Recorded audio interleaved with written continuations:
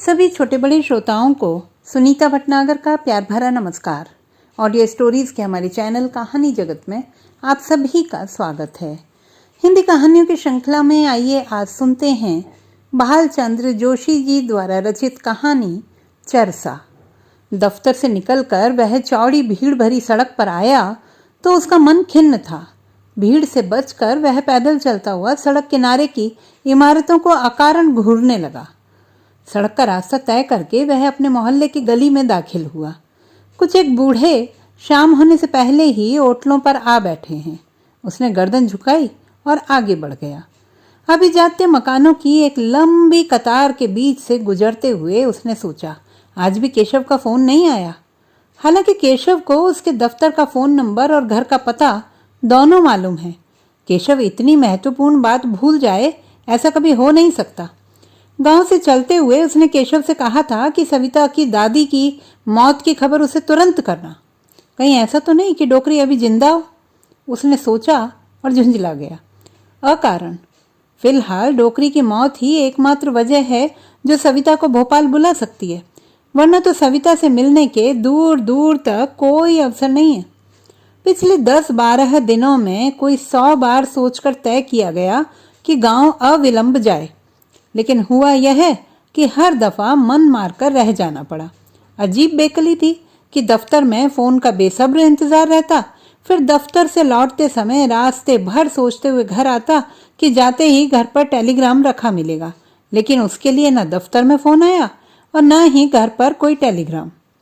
रोज वह अपने 2 कमरों के मकान का ताला इसी जख्मी उम्मीद में खोलता है कि अभी अपने घर के दरवाजे की देहरी पर खड़ा मकान मालिक शायद उसे कहेगा, रुकिए किशन बाबू, आपका टेलीग्राम आया है, ले जाइए। मगर ऐसा कुछ भी नहीं होता। मकान मालिक से दुआ सलाम होती और वह कुछ देर जेब में चाबी टटोलने का अभिनय भी करता। गालिबन वह एक छोटी सी जगह बना रहा हो जहां मकान मालिक भूल रहे ख्याल को उठाकर रख दे, लेकिन मकान मालिक उसकी जानिब नीरस मुस्कुराहट के साथ देखता रहता। शुरू के दिनों में तो वह मकान मालिक से पूछ भी लिया करता था कि कोई तार वगैरह तो नहीं आया। पहली दफा इस सवाल पर मकान मालिक को अचरज हुआ होगा कि ज्यादातर किराएदार चिट्ठी पत्रिका पूछते हैं, टेलीग्राम का नहीं। फिर भला टेलीग्राम का इस तरह इंतजार कौन करता है? उसने गौर किया कि मकान मालिक उम्र से पहले सफेद बाल हो जाने वाला बूढ़ा है, जिसे पूरा मोहल्ला गुप्ता जी कहता है। गुप्ता जी ने टेलीग्राम को लेकर उसकी अनपेक्षित प्रतीक्षा के लिए सहसा जिज्ञासा प्रकट की थी, लेकिन वह टाल गया था। उसे लगा उनके पूछने में कोई चतुराई है। इस बीच जाने क्या हुआ कि गुप्ता जी ने उससे पूछना ही बंद कर दिया। पर अब गुप्ता जी उसके दफ्तर के लौटने के समय जानबूझकर दरवाजे पर खड़े रहते हैं। शायद वे जेब से चाबी टटोलने के उसके अभिनय को समझने लगे और उसके अभिनय करने की युक्ति का आनंद उठाते हैं, और निगाह मिल जाए तो वे मुस्कुराने लगते हैं। कभी कभी वे बगैर पूछे ही कह देते हैं कि तार नहीं आया है, फिर अजीब सी रहस्यमयी हंसी हंसते हैं। बहरहाल इसी रहस्यमय हंसी की मार से बचने के लिए अब उसने बूढ़े की ओर देखना भी बंद कर दिया है। फिर भी उसे अपनी पीठ पर बूढ़े की मुस्कुराहट धंसती हुई सी लगती है, जैसे कोई बेनाम सी तीखी चीज उसकी पीठ में धीरे धीरे घोंपी जा रही है। आज भी ताला खोलकर वह भीतर आया तो बूढ़ा मकान मालिक दरवाजे से झांकता हुआ थोड़ा आगे झुक गया। उसने दरवाजा टिका दिया, पलट कर आया और कमरे के कोने में बिछे पलंग पर पस्त सा बैठ गया। कुछ पल गुजारने के बाद जूते उतार कर उसने पलंग के नीचे खिसकाए, फिर तकिए को पीछे दीवार से टिकाकर वह अधलेटा हो गया। यह मकान महज उसे इसलिए मिला था कि उसने अपना नाम किशन शर्मा बताया था। हालांकि वह गांव से जब चला था तो उसके भाईजी ने कहा था कि मकान हरिजन मोहल्ले में ले लेना, दुख सुख में अपने लोग काम आते हैं। लेकिन उसने कुछ ज्यादा किराया देकर सवर्णों के मोहल्ले में मकान लिया था। वह इस भ्रम को तोड़ना नहीं चाहता था कि उपनाम बदल लेने से या सवर्णों के मोहल्ले में मकान लेने से वर्ग बदल जाता है। अब पिछले कई दिनों से वह बहुत आसानी से गुप्ता जी के घर आकर उठता बैठता है। खुद एतमादी के साथ नाश्ते की प्लेट उठा लेता है, कभी कभी उनके आग्रह पर निर्द्वंद्व होकर खाना भी खा लेता है। कई बार जब मकान मालिक की बैठक में आरक्षण को लेकर बहस होती है तो वह भी बेहिचक राजनीति को कोसने लगता है, बल्कि अपनी आलोचनाओं को स्वर के आरोह अवरोह से आक्रामक बना देता है। वह कोई अवसर हाथ से नहीं जाने देता जिससे उसके सवर्ण होने का प्रमाण प्रकट हो। ऐसे में कई बार स्थिति बहुत अजीब सी हो जाती थी। एक बार ऐसा अवसर आया था। गुप्ता जी के घर दिल्ली से उनके रिश्तेदार आए थे। उनके साथ खाना खाते हुए फिल्मों की बातें होने लगी। आपको मालूम है मेरा खास हीरो कौन है? गुप्ता जी के लड़के ने बहुत उत्साह से पूछा, फिर खुद ही जवाब देते हुए बोला, मिथुन चक्रवर्ती। कोई नई बात नहीं है, गुप्ता जी का बड़ा लड़का व्यंग्य से बोला। तेरा ही नहीं, सभी भंगई लोगों का प्रिय हीरो है। सभी हंसने लगे। छोटा भाई रूठ गया। उसे अपमान महसूस हुआ। चूंकि भंगई चमारों से भी गई गुजरी जाति मानी जाती है। दिक्कत की बात तो यह रही कि किशन को भी सभी के साथ हंसना पड़ा। बेशक वह खुलकर ही हंसा था, लेकिन उसे भीतर ही भीतर लगा था जैसे हंसी लहूलुहान होकर फर्श पर गिर गई है। उस हंसी की झटपटाहट उसने देर तक अनुभव की थी।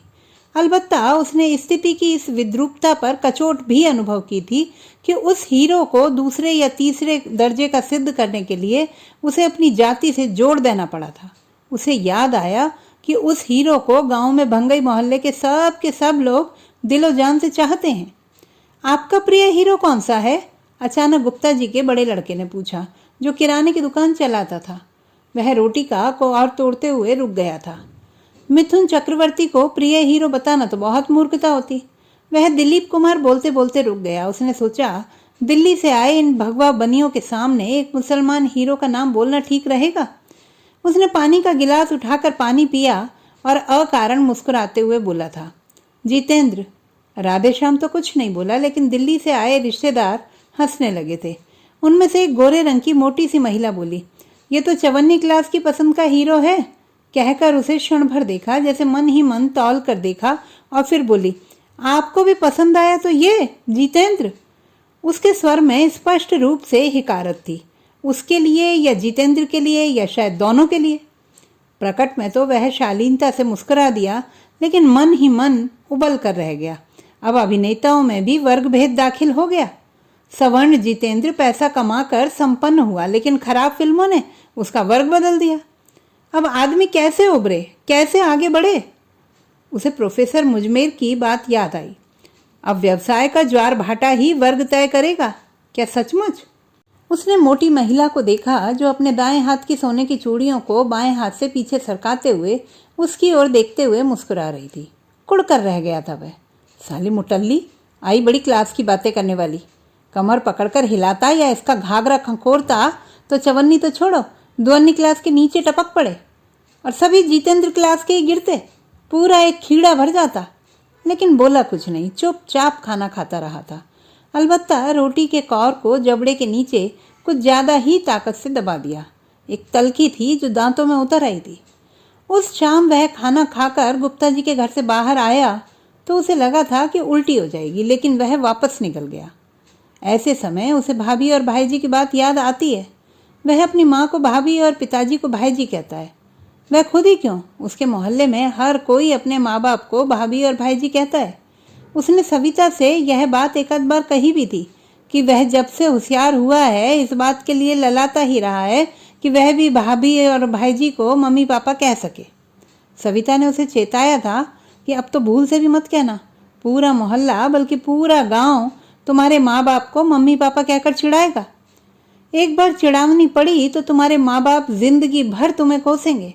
संबोधन के लिए पूरा माहौल चाहिए। वह बोला तो कुछ नहीं था, लेकिन उसे लगा कि शायद सविता की बात में कहीं कुछ छुपा हुआ और कुछ क्षीण सा व्यंग्य है। हालांकि वह इस व्यंग्य को ताड़ नहीं पाया था, लेकिन उसे लगा कि सविता शायद यह समझ रही है कि संबोधन के चुनाव के बहाने चालाकी के साथ उससे वह छीना जा रहा है जो उसके लगे हाथ था, जिसे सिर्फ थोड़ी सी एड़ियां ऊंची करके छुआ जा सकता था। लेकिन सविता की हिदायत के बाद लगा जैसे मम्मी पापा शब्द नहीं, शाख पर लगे फल हैं जिन्हें वह अब उचक कर छू भर सकता है, अपने लिए तोड़कर रख नहीं सकता। वह उस समय तो चुप लगा गया, लेकिन समझ गया कि यह इसकी जात बोल रही है। फिर भी उसने भाभी भाईजी को दुखी करना ठीक नहीं समझा। उसे याद है, अपना उपनाम उसने शहर की जिला कोर्ट में अर्जी देकर बदलवाया था। वह बीए करने से पहले की बात है। भाईजी बहुत गुस्सा हुए थे। कहा था, अड़नाम बदली लियो तो कोई जात भी बदली गई। उसके बाद भाईजी गुस्से में बहुत देर तक चिल्लाते रहे थे। भाई जी के गुस्से में अस्फुट निर्णय के सारे दुख का सार यही निकला था कि क्या अड़नाम बदल लेने से जात बदल जाएगी। मुझे तो जिंदगी भर चरसा का काम करना है, मरे हुए ढोरों की खाल ही खींचना है। और फिर खराबी क्या है अपनी जात में? मैं तो अड़नाम नहीं बदलूंगा, फिर इस तरह तू तो हमको भी बदल देगा। कोरट देगी तेरे को बामण राजपूत माँ बाप। उसके भाई जी देर तक चिल्लाते रहे थे।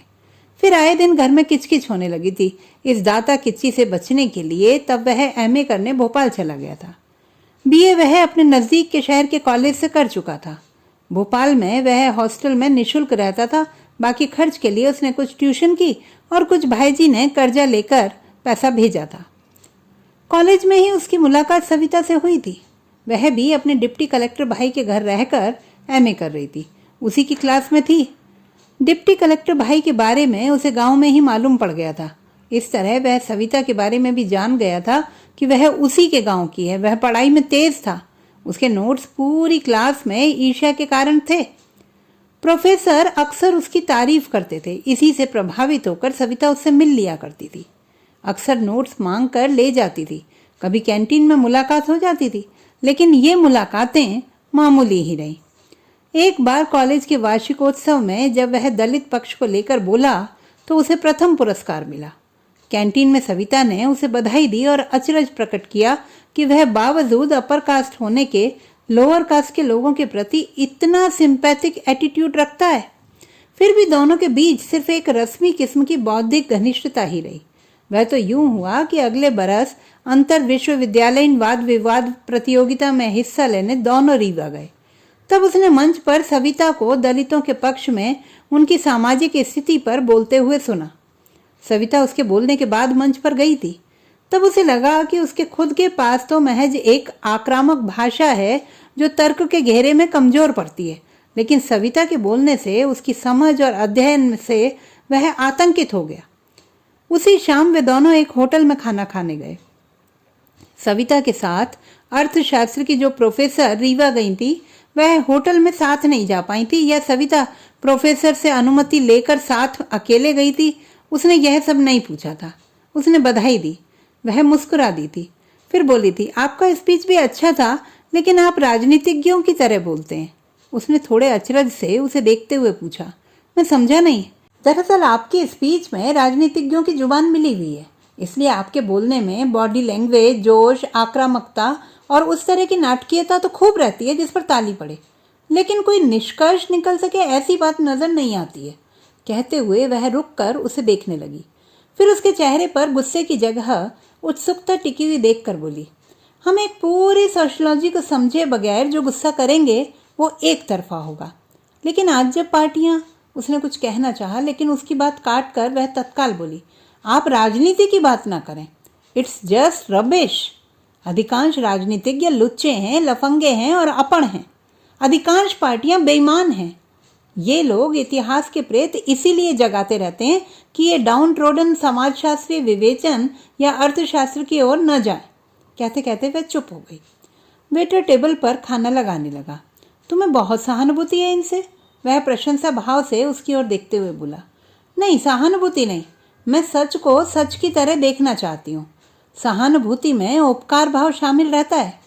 दरअसल दलितों को इसी से मुक्त होना चाहिए। You know, I am allergic to this attitude. मुझे गांधी जी द्वारा हरिजनोद्धार जैसे शब्द से भी चिढ़ है। उद्धार क्यों? क्या पापी हैं? पुण्यवान आए और जिनका उद्धार करें। कहकर उसने जब उसकी ओर देखा तो उसको सविता के चेहरे पर गर्व की एक अकड़ती छाया नजर आई। सविता के चेहरे पर कुछ ऐसा भाव था जैसे ऐसा सच तो दलित स्वयं नहीं जानते। उसके पास सच को जान चुके व्यक्ति किसी तुष्टि और तसल्ली थी। तभी खाना लग गया। वह चुप हो गई। दोनों खाना खाने लगे।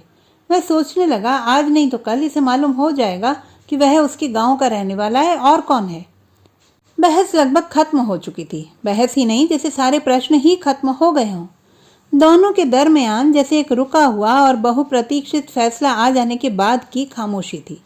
उसने सोचा, कैसा फैसला? दरअसल फैसला तो उसके भीतर हो गया था कि सविता से ज़्यादा देर और दूर तक अपनी जात छिपाई नहीं जा सकेगी। आप कुछ कहना चाह रहे थे? सविता ने बेसाख्ता पूछा, जैसे उसने उसकी संवादोत्सुक मुद्रा को पहले पहचान लिया हो। कहना यही चाहता था सविता कि जब तुम समाज के वर्ग भेद को लेकर इतनी इन डेप्थ सोचती हो तो फिर तुमने अपने नाम के पीछे यह शास्त्रीय सरनेम कैसे लगा रखा है? ठीक वैसे ही लगा रखा है जैसे तुमने शर्मा लगा रखा है, सविता ने कहा और जोर से हंसी, इस उम्मीद में कि उसके इस कथन के साथ उसकी भी हंसी फूट पड़ेगी। लेकिन उसका चेहरा तो ऐसा हो आया जैसे अचानक किसी अदृश्य शक्ति ने उसके भीतर की सारी हंसी एकाएक छीन ली हो। उसके चेहरे पर हवाइयां उड़ रही थीं। सविता ने उसकी इस अनपेक्षित मुद्रा को देखकर जैसे पूछना चाहा कि उसे एकाएक यह क्या हो गया। उसे लगा कि वह बहुप्रतीक्षित घड़ी आ गई जब उसने फलांग लगानी है एक दीवार के पार, फिर वह गिरकर इस पार रह जाए या उस पार चला जाए। उसने एक लंबी सांस ली, फिर सविता की आंखों में सीधी आंखें डालकर देखते हुए बोला, सविता। उसने जब सविता संबोधन किया तो लगा जैसे फेफड़े में भरी सारी सांस ही इस एक संबोधन में डाल दी हो।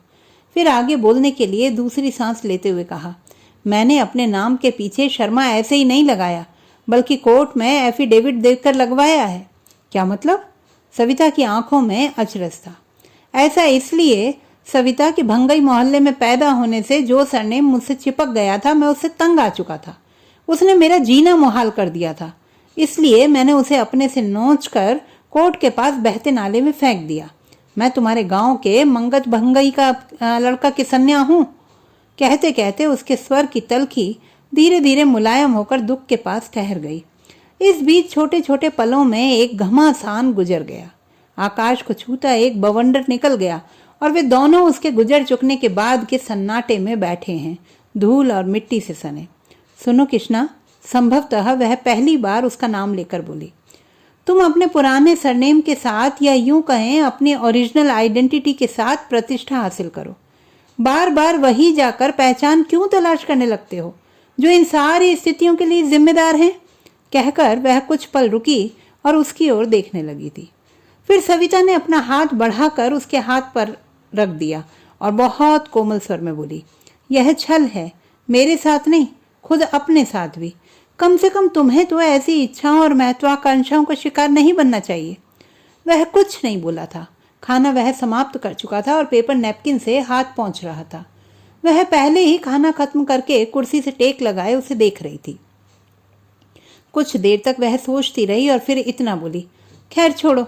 इसके बाद उसने पर्स से कुछ नोट निकाले और लापरवाही से उस प्लेट में डाल दिए जिसे बिल के साथ वेटर अभी कुछ देर पहले रख गया था। वह कुर्सी खींचकर उठ गई। दोनों चुपचाप होटल से बाहर आए। इसके बाद वह पूरे रात से चुप रही, कुछ भी नहीं बोल पाया था वह। इसके बाद वह कई दिनों तक उससे नहीं मिली। आखिर उसी ने हिम्मत करके सविता को अंग्रेजी में एक पत्र लिखा। उसी पत्र में उसने संकोच के साथ प्रेम निवेदन की वह पंक्तियां लिखीं जो कि लिखते हुए उसे थोड़ा भय लगा था।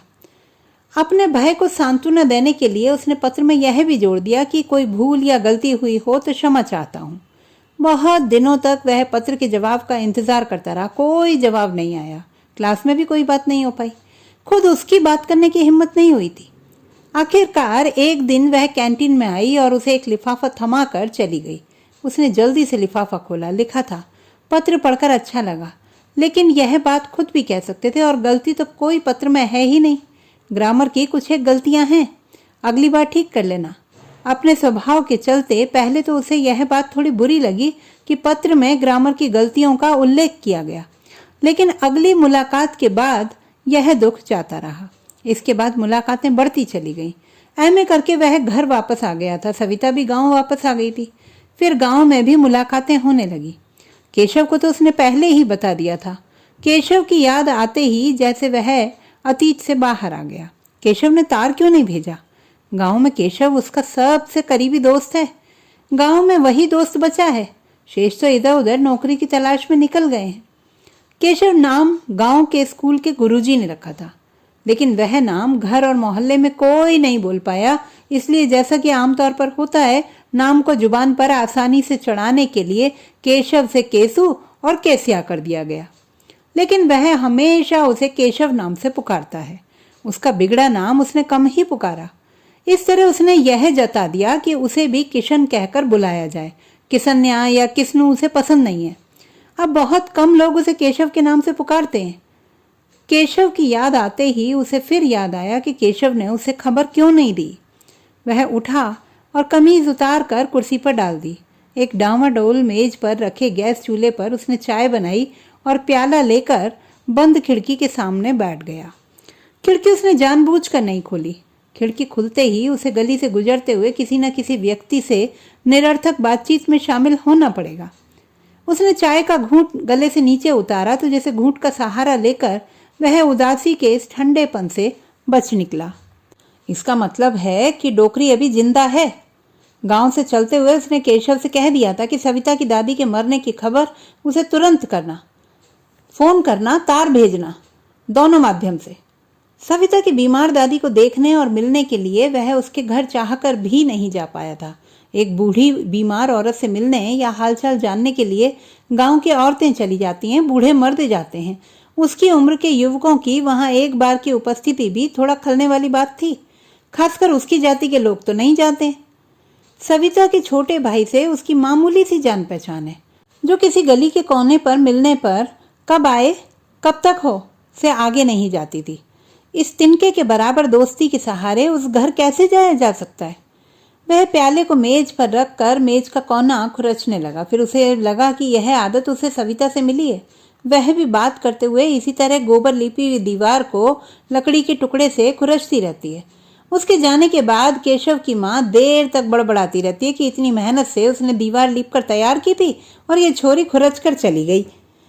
केशव के पिता गांव के इकलौते दर्जी हैं। इसी बलीराम दर्जी के पास गांव की औरतों के पोल के, ठंड के दिनों की पूरी आस्तीन की बंडी, मर्दों के कमीज और जेब वाली बनियान से लेकर बच्चों के कुर्ते पजामे तक सिलते हैं। बली काका के यहाँ सविता अपनी दादी और माँ के पोल के और बंडी सिलवाने या उधड़ी सिलाई ठीक कराने आती रहती है। वही घर उनके मिलने और बात करने का ठिया है। आगे के कमरे में काका सिलाई करते हैं। पिछले कमरे के बाद खपरेल की ढलवा छत एक और दीवार पर टिकी हुई है तथा खुले हिस्से की तरफ कोई दीवार नहीं है, सिर्फ लकड़ी के खंभों पर टिकी है। यानी दीवार न होने से उस तरफ खुला हिस्सा है और बरसात के दिनों में पानी की आछट भीतर उस ढलवा छत के नीचे तक आती है। वहीं कोने में उनका चूल्हा जलता है और उसके बाद खुली जगह जिसे मिट्टी की दीवार से घेर कर सुरक्षित कर दिया गया है। एक बड़े आंगन जैसा इसी घर से सटा हुआ, इसी ढंग से बना हुआ बाजू में उसका मकान था। दोनों मकानों के पिछले खुले हिस्से में बीच में मिट्टी की एक कॉमन दीवार है। उसी दीवार में एक आल्या यानी कि ताक था जिसकी मिट्टी सविता ने खुरच दी थी और आल्या तोड़कर दीवार में आर पार बड़ा सा सुराख कर दिया गया था, यह कहते हुए कि बात करते हुए कम से कम चेहरा तो दिखता रहे। वह आगे के कमरे में काका को कपड़े थमा देती और काकी से बात करने के बहाने पीछे आ जाती। काकी से बातें करते हुए वह बीच बीच में उससे भी बात कर लेती।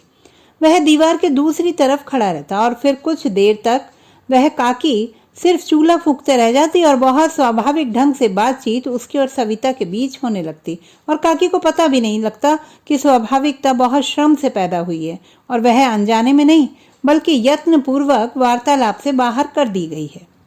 एक दीवार के दोनों तरफ खड़े होकर दोनों बातें करते। कुछ दिनों बाद यह स्थिति असुविधाजनक हो गई।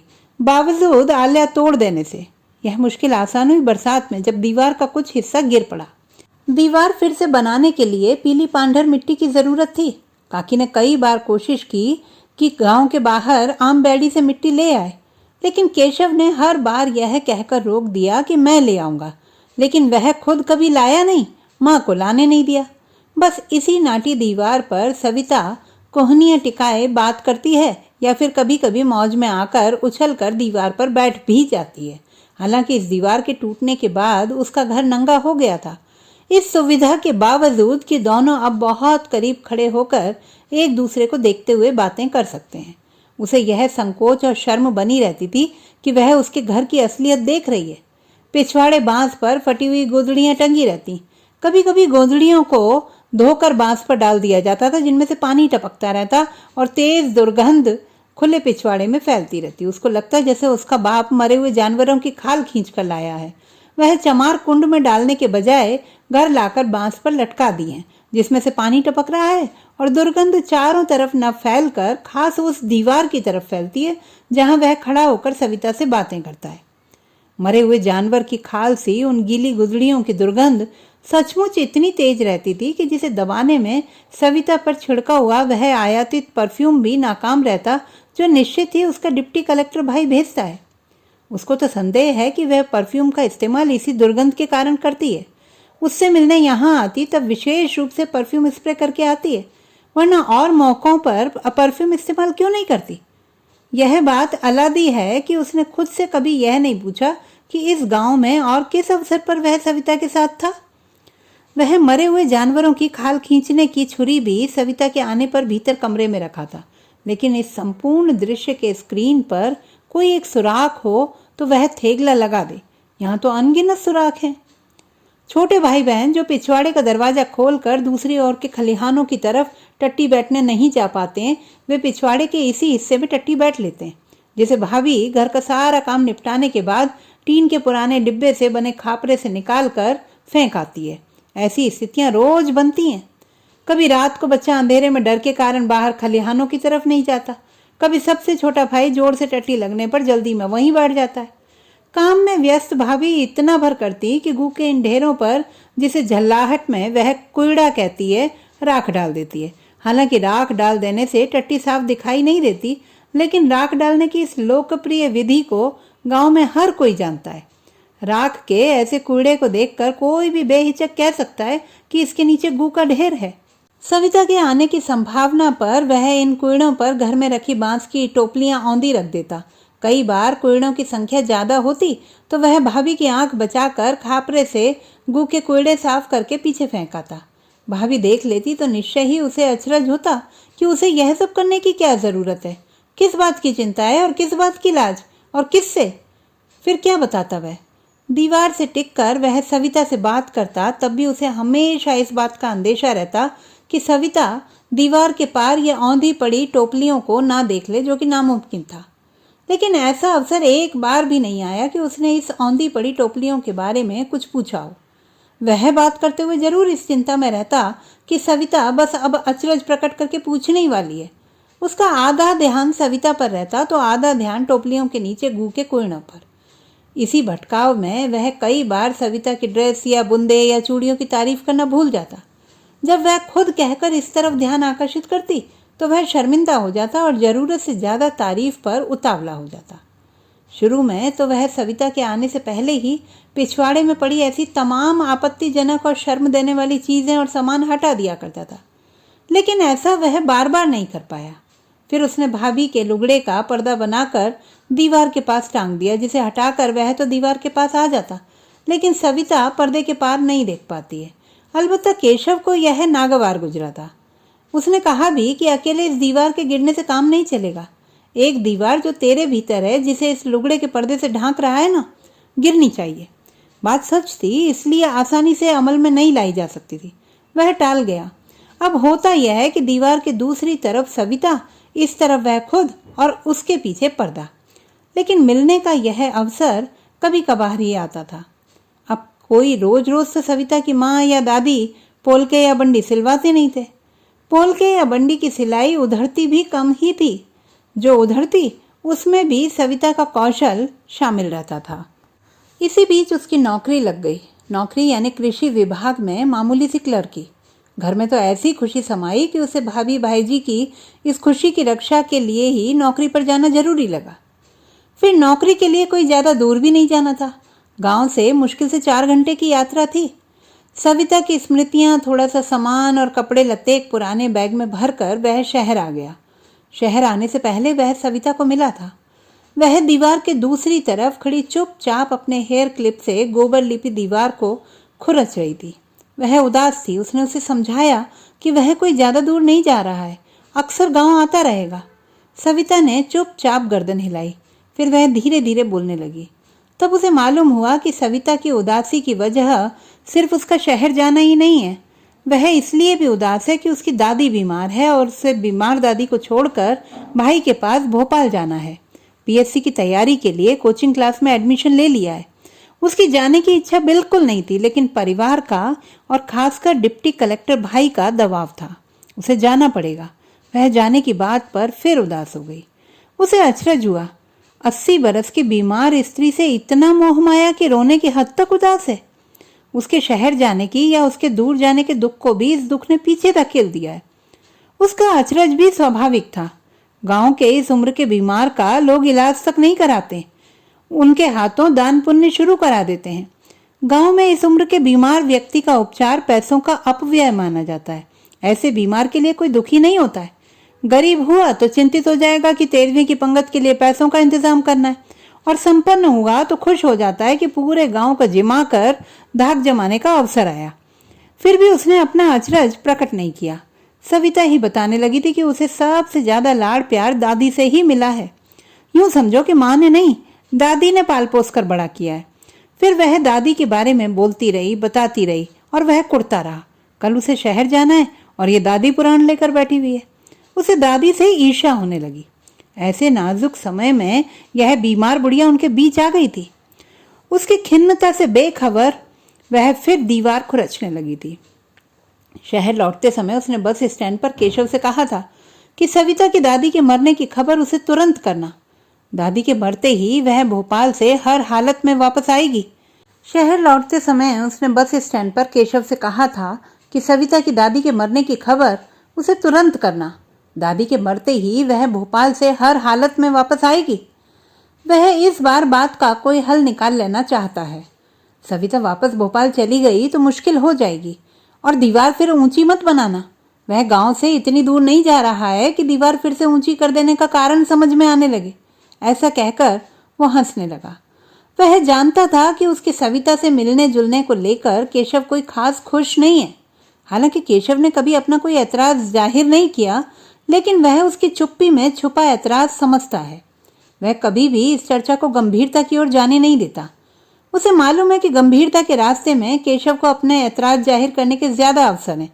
वह ऐसा मौका नहीं आने देता था, इसीलिए आज भी इतना कहकर हंसने लगा। उसे लगता था कि उसकी हंसी चर्चा के गंभीर रास्ते बंद कर देती है। जब वह बस पर चढ़ा और बस चलने लगी तो केशव ने उसका हाथ पकड़कर सिर्फ इतना कहा, यह तुम्हारी खुशफहमी है कि हंसी हमेशा तुम्हारी मददगार होगी। मेरे साथ बात करते हुए जो हंसी तुम्हारी मदद करती है, देखना जिस रास्ते पर तुम जा रहे हो वहां दुख के दरवाजे यही हंसी खोलेगी। तभी बस चल पड़ी थी। उसने जाहिर किया जैसे आखिरी बात वह सुन नहीं पाया। केशव हंस पड़ा था। इन तमाम बातों के बावजूद उसको लगता है कि केशव उसे जरूर खबर करेगा। केशव उससे असहमत है, नाराज नहीं। केशव की असहमति में भय शामिल है। इस भय को वह भी समझता है, लेकिन याद नहीं रखना चाहता। भय की गठरी बनाकर सिर पर नहीं रखना चाहता। उसने उठकर दरवाजे को हल्का सा खोल दिया। जैसे तार या टेलीफोन न आए तो खबर खुद ही हवा पर सवार होकर दरवाजे की संकरी दरार से भीतर आ जाएगी। उसे मालूम था कि फोन तो केशव गांव के बनिए की दुकान से कर देगा, लेकिन टेलीग्राम के लिए तो उसे पास के कस्बे में तारघर तक जाना पड़ेगा। पास का कस्बा मानपुर कौन दूर है, चला जाएगा। पैरों में कोई मेहंदी तो लगी नहीं है कि मिट जाएगी। उसने हल्के से रोष को जगह देकर केशव के उपकार की जगी तंग की। उसे समझ में नहीं आ रहा है कि वह किस पर गुस्सा करे। केशव पर गुस्से की कोई वजह नहीं है। केशव तो तभी खबर करेगा ना जब दादी मरेगी। अब उसे दादी पर गुस्सा आने लगा। फिर लगा दादी मृत्यु के आगे विवश है। मृत्यु पर गुस्सा करने पर उसे डर लगने लगा। उसे लगा मृत्यु ब्राह्मणों की तरफदारी करती है, अकारण दादी का समय बढ़ा रही है। उसे लगा जरूर सविता अपनी दादी के लिए प्रार्थना कर रही होगी। बाकी घर के लोग तो दान पुण्य कर रहे होंगे, प्रार्थना नहीं। दान पुण्य से मृत्यु आने का रास्ता सुगम होता है, उम्र नहीं बढ़ती है। यह जरूर सविता की प्रार्थना का असर ही है। प्रेम करने वालों की प्रार्थना में असर होता ही है। इतना निश्चल मन और किसका हो सकता है। ऐसे ही लोग प्रार्थना को बहुत ऊपर या दूर तक भेजने की ताकत और सहजता रखते हैं। वह सोचकर आश्वस्त हुआ और फिर पलंग पर जाकर लेट गया। खाना वह रात को बनाएगा। इतने दिनों में उसने घर पर खाना बनाने की व्यवस्था कर ली थी। जबकि वह गांव से आया था तो सोचा था कि यह नौकरी कोई ज्यादा समय तक नहीं करूंगा। शहर आने में यह बात भी सुविधाजनक लग रही थी कि वह पीएससी की तैयारी कर लेगा, किसी कोचिंग क्लास में प्रवेश ले लेगा। इस बरस तो वह फॉर्म नहीं भर रहा है, लेकिन इस बरस तैयारी करके अगली बार एग्जाम जरूर देगा। उसने तय किया कि यदि वह पीएससी कर लेता है तो कहीं भी डिप्टी कलेक्टर हो जाएगा, सविता के बड़े भाई की तरह। केशव तो कई बार उससे मजाक में कह चुका है कि तेरी और सविता के भाई की हेला आटी सिर्फ इसलिए है कि वह डिप्टी कलेक्टर है। वह उसकी बात काट देता है कि दुश्मनों जैसी कोई बात नहीं है। वह तो सोचता है कि भंगई मोहल्ले से बामण सेरी तक यही एक नौकरी उसका हाथ पकड़कर बगैर किसी अवरोध के ले जा सकती है। हालांकि मन के किसी कोने में यह बात थी कि एक भोला भ्रम वह अरसे से पोस रहा है। सविता के भाई की डिप्टी कलेक्टरी उसे हमेशा आर लगाती है, हमेशा चुनौती देती है। लेकिन इधर जब उसने खाने की व्यवस्था कर ली घर पर, तो उसे लगा कि इससे थोड़ा पैसा जरूर बचेगा, लेकिन समय ज़्यादा खर्च होगा। लेकिन क्या किया जाए, यदि नौकरी करते हुए थोड़ा पैसा भी घर नहीं भेज पाया तो माँ बाप दुखी हो जाएंगे। उसे केशव ने भी याद दिलाया था। मोहल्ले वाले तो ऐसी बात का रास्ता देखते ही हैं, आते जाते भाभी भाई जी को टोला मारेंगे। वह कहना चाहता था कि ऐसे उलाहनों और तानों की वह परवाह नहीं करता है, लेकिन वह बोल नहीं पाया। वह जानता है भाभी भाई जी परवाह करते हैं, और भाभी भाई जी तो ऐसे खिसाने पड़ेंगे जैसे गांव के बीच हथई पर धोती का कस्टा खुल गया हो। इस तरह न चाहते हुए भी वह इस मामूली सी अनचाही नौकरी की व्यस्तता में फंसने लगा है। फिर भी उसके भीतर यह भोली सी उम्मीद है कि व्यस्तताएं और परेशानियां क्षणिक हैं और वह अपनी तयशुदा राह पर चल देगा। सोच के इस रास्ते में जो चिंता और तर्क के दरवाजे हैं, वह उस तरफ पीठ करके बैठना चाहता है। वह पलंग पर उठ बैठा और हंसने लगा। हालांकि केशव यहाँ नहीं है, शायद वह हंसी खुद उसके लिए है। कमरे में अंधेरा फैला है और इसी अंधेरे में उसकी हंसी घुली हुई है। उसने पलंग पर बैठे बैठे ही हाथ बढ़ाकर ट्यूबलाइट जला दी। पलक झपकते ही रोशनी कमरे का अंधेरा निगल गई, साथ ही उसकी हंसी भी। वह पलंग से नीचे उतरा और रोटी बनाने के लिए टीन के डिब्बे से आटा निकालने लगा। सुबह लौकी खरीदी थी, लेकिन सब्जी बनाने का विचार छोड़ दिया। रोटी को अचार के साथ खा लेने का निर्णय करके उसे थोड़ी राहत मिली। अब रात के खाने से वह जल्दी निपट जाएगा। कल तो वह शाम के लिए रोटियां सुबह से ही बनाकर दफ्तर जाएगा, ताकि लौटने पर एक काम कम हो जाए। लेकिन यदि कल दफ्तर में केशव का फोन आ गया तो फिर तो शाम होने से पहले ही गांव चल देगा, रोटी यूं ही रखी रह जाएगी। उसने कल सुबह ज्यादा रोटियां बनाने का निर्णय निरस्त कर दिया। खाना खाकर उसने सोचा चौक तक घूम कर आए। फिर यह विचार भी छोड़ दिया, यदि बाहर जाते ही अभी यहाँ तार आ जाएगा तो? शहरों में तो शाम को या रात को भी तार वितरित होते हैं। वह वापस कुर्सी पर बैठ गया। अब क्या करें? उसने सोचा अगले महीने वह किश्तों पर एक रेडियो जरूर ले आएगा, समय कट जाया करेगा। उसने उठकर दरवाजा बंद किया और सोचा आराम से पलंग पर लेटकर सविता से बात की जाए। अकेले में सविता की अनुपस्थिति में वह जितनी बातें सविता से कर लेता था, कभी सविता के सामने आने पर भी नहीं कर पाता है। ऐसा गांव में भी कई बार हुआ है। उससे बातें करते हुए एक किस्म का संकोच हमेशा आड़े आ जाता, जबकि अपने मोहल्ले की लड़कियों से वह बेझिझक बातें कर लेता है, मजाक कर लेता है। उसे लगता है कि उनके बीच वह एक अकेली मिट्टी की दीवार नहीं है। वह बहुत देर तक सोचता रहा कि नींद ने उसे दबोचा और सपनों में धकेल दिया। जैसा कि वह तय करके सोया था कि सविता के साथ बहुत सारा वक्त गुजारेगा, ऐसा कुछ नहीं हुआ। उसने पीएससी के फॉर्म भर दिए, बल्कि अगले ही पल वह परीक्षा हॉल में बैठा है, घबराया सा। एकाएक होने जा रही परीक्षा में कुछ भी तैयारी करके नहीं आया है। परीक्षा हॉल में चलते हुए पंखों के बावजूद वह पसीने से तरबतर है। परीक्षा हॉल में घूमते हुए प्राध्यापक को देखकर वह हतप्रभ रह गया। सविता का डिप्टी कलेक्टर भाई है और उसके हाथों में कागजों का रोल किया हुआ पुलिंदा है। फिर उसे एकाएक लगा कि कागजों का रोल नहीं, उसके हाथ में खाल खींचने की छुरी है। घबराहट में वह उठ बैठा। टेबल के नीचे कोने में से मटकी से पानी निकाल कर पिया और रस्सी पर टंगे पंचे को खींचकर उसने पसीना पोंछा। सूती लाल पंचा जब उसने वापस रस्सी पर टांगा तो उसका चड्डी बनियान भी अंधेरे में गाड़ी परछाई की तरह डोलने लगा। उसने घड़ी देखी, भोर का सपना था। सुबह जब तैयार होकर वह दफ्तर जाने लगा तो रात के सपने की थकान उस पर हावी थी। वह ताला लगाकर गली में पलटा तो गुप्ता जी के मकान की ओर देखा। वह दरवाजे पर नजर नहीं आए। वह तेजी से गली पार कर गया। वह अकारण मकान मालिक को किसी संदेह में नहीं डालना चाहता है। बूढ़ा सनकी है, इस मकान से निकाल देगा तो फिर कहीं किसी और मोहल्ले में जगह खोजनी होगी, जो कि एक मुश्किल काम है। ऐसे व्यस्त समय में वह टाइम खोटी नहीं करना चाहता। मकान खोजने में जाति को लेकर मकान मालिक के जिन प्रश्नों से गुजरना पड़ता है, वह अलग से एक तनाव झेलने वाला काम है। यह समय अभी ऐसे तनाव को नहीं सौंपना चाहता है। दफ्तर पहुंचकर वह कुर्सी पर बैठ गया। दफ्तर के लोगों से मामूली सा परिचय हुआ था, उन्हीं से दुआ सलाम होने लगी। नौकरी पर आए अभी उसे दिन ही कितने हुए हैं, कोई काम उसे अभी तक बताया नहीं गया है। वह पूरे दिन लगभग फालतू सा रहता था। आज भी यही उम्मीद कर रहा था, लेकिन आज उसकी टेबल पर काम आया, बल्कि उसे काम समझाया गया। बीज के लिए किसानों के जो आवेदन आए थे, उसकी समरी बनाने का काम उसे सौंपा गया। वह बहुत रुचि लेकर काम समझने लगा। उसे लगा फोन के इंतजार और समय काटने के लिए यह काम भी इतना बुरा नहीं है। शाम हो गई लेकिन फोन नहीं आया। बहुत हताशा के साथ वह उठा और सहकर्मियों से औपचारिक विदाई लेने लगा। तभी पास के कमरे में बैठने वाली लेखापाल मिसेज राय को चलते चलते जैसे कुछ याद आया। वह ठिठक कर बोली, सुबह आपको कोई पूछ रहा था। कौन? कब आया था? आपको कब मिला? उसने आतुरता से कई सवाल किए और मिसेज राव का लगभग रास्ता रोक कर खड़ा हो गया। कोई आया नहीं था, सिर्फ फोन आया था। वह अपना हैंडबैग खोलकर रुमाल निकालते हुए बोली, फोन आया था? अचरज और आवेश में लगभग उसकी चीख निकल गई। मुझे किसी ने बताया क्यों नहीं? और फिर मैं तो यहीं था, कब आया फोन? वह अपने पर नियंत्रण रखने की नाकाम कोशिश करता हुआ बोला, भाई फोन सुबह आया था लगभग 10 बजे। आप आए नहीं थे तब तक। फिर मैं भूल गई। वह आवेश में थरथर कांपती हुई उसकी देह को अचरज से देखती हुई बोली, और फिर फोन करने वाले ने सिर्फ आपका नाम पूछा। यह सुनते ही कि आप नहीं आए हैं, फोन रख दिया गया।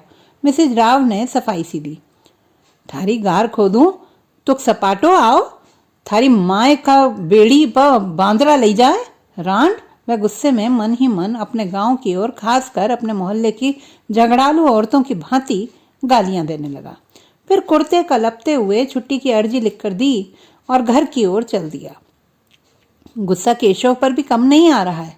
साला दर्जी 2 रुपट्टी लेकर कोई सामने खड़ा हो गया होगा तो उसका पैंट या पजामा रफू करने रुक गया होगा।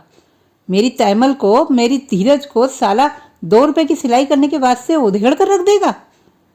इसी माजने का है, वरना क्या दोबारा फोन नहीं कर सकता था?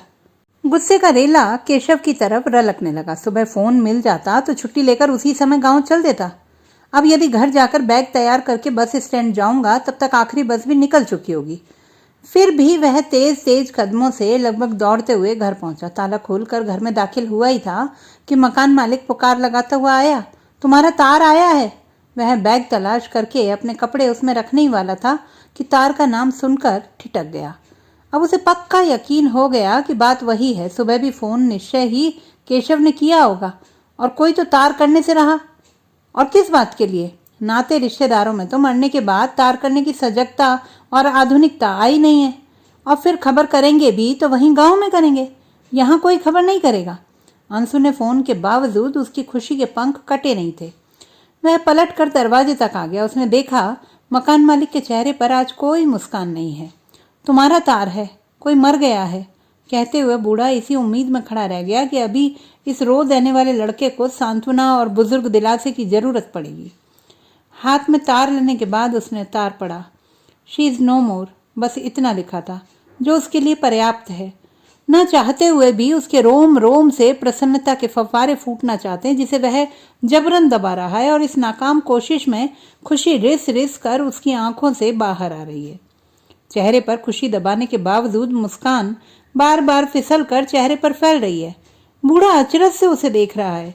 उसने जल्दी से बूढ़े को विदा किया, वरना उसे लगा कि वह अभी खुशी के मारे घर में नाचने लगेगा और बूढ़ा मोहल्ले में तरह तरह की बातें करेगा।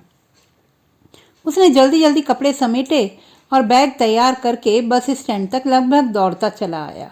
जैसे कि उसे शक था बस निकल चुकी थी। वह थके कदमों से वापस घर आया, ताला खोल कर भीतर आया और बैग कुर्सी पर रखकर पलंग पर बैठ गया। अब इत्मीनान से बैठने पर जब उसने सोचा तो उसे अपनी खुशी पर लज्जा भी आई। वह मृत्यु पर प्रसन्नता प्रकट कर रहा है। उसने सिर झुका लिया। हालांकि यहाँ इस शर्म को देखने वाला कौन है? फिर उसने खुद को समझाया कि बूढ़े आड़े की मौत का क्या शोक। बुढ़िया बहुत बीमार थी, तकलीफ से छुटकारा मिला। सविता के पिता दीनानाथ शास्त्री खुद भी गांव में किसी की मौत पर घर तक बैठने जाते हैं तो इसी तरह समझाते हैं। मृत्यु तो एक तरह से छुटकारा है, पुरानी और जर्जर देह से, पुराना और जर्जर मकान छोड़ने जैसा। हम लोग इधर शोक मना रहे हैं, उधर आत्मा नया चोला धारण कर रही है।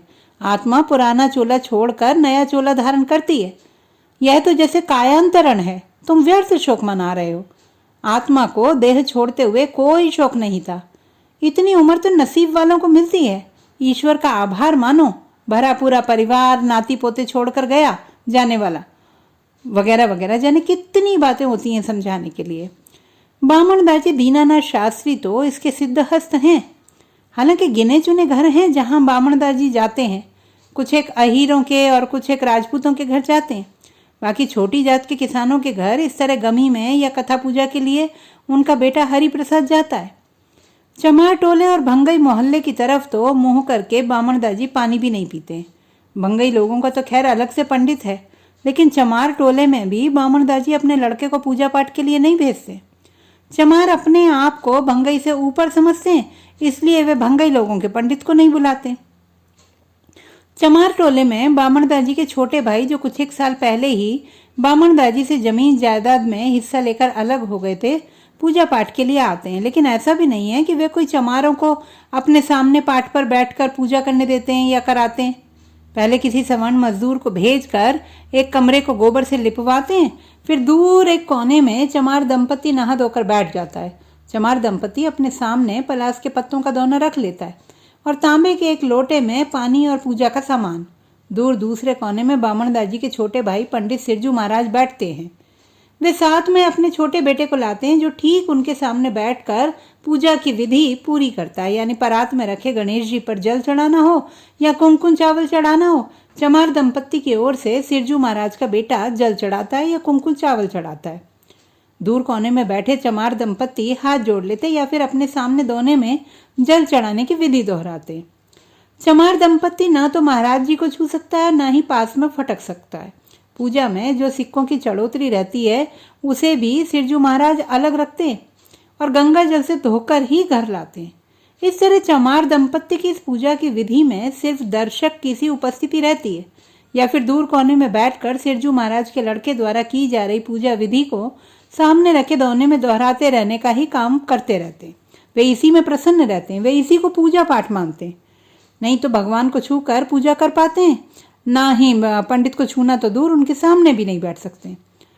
ऐसा हर चमार को करना पड़ता है, यही उसके भाग्य में लिखा है। पूर्वला जन्म के पाप हैं जो उसे इस तरह के दिन देखने पड़ रहे हैं, ऐसा उसे पंडित जी समझाते। उनके बाप दादों को भी यही समझाया था। ऐसा बरसों से होता आया है, आज भी हो रहा है। भंगई लोगों के भाग तो अभी चमारों जैसे भी नहीं जागे। उनके घर तो कोई ब्राह्मण इस तरह दूर बैठकर भी पूजा कराने नहीं आता है। सोचता हुआ वह आटे से भरे टीन के कंसरे पर रखी इतिहास की किताब को उठाकर उस पर लगा आटा झाड़ने लगा। यह किताब वह पीएससी की तैयारी के लिए लाया है। एक बार गांव से वापस आ जाऊं, फिर पढ़ाई की तैयारी जोरों से करूंगा। ऐसा सोचते हुए किताब उसने वापस कंसरे पर पटक दी। अब उसका अपराध बोध थोड़ा कम हुआ। अपनी प्रसन्नता के पक्ष में तर्क और निरर्थक स्मृतियां जुटाकर उसके मन का संकोच थोड़ा जाता रहा। अब कठिन काम है रात बिताना। वह जानता है कितनी भी कोशिश कर ले, रात को नींद नहीं आएगी। एक बार तो उसका मन हुआ कोने की कलाली से थोड़ी शराब ले आए, नींद जल्दी आ जाएगी। फिर सोचा यदि नशे में सुबह जल्दी नींद ना खुली तो उसने मदिरापान का विचार त्याग दिया। सुबह तो हर हाल में उसे पहली बस पकड़नी है।